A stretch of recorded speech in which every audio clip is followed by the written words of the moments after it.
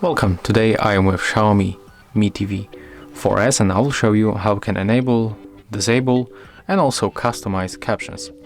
So first we have to reach the settings icon in the right upper corner. Next we have to scroll down for the device preferences. Scroll down one more time to reach accessibility options. Right now pick captions. As you can see at the first we can turn them on. They are right here. So in this place we can change the language of the captions.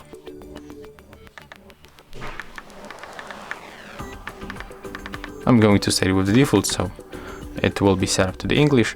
We can also change the size of the captions.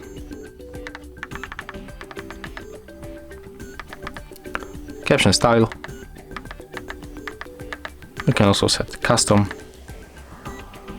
So here we can adjust a lot of things like font, text color, opacity, edge type, color, show background, show window. So when you enable window in the background, you can also adjust these two options.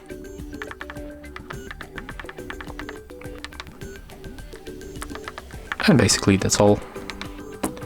So yeah, that's how we can enable, disable and customize captions. I'm going to turn them off because I don't need them. If you find this video helpful, remember to like, comment and subscribe.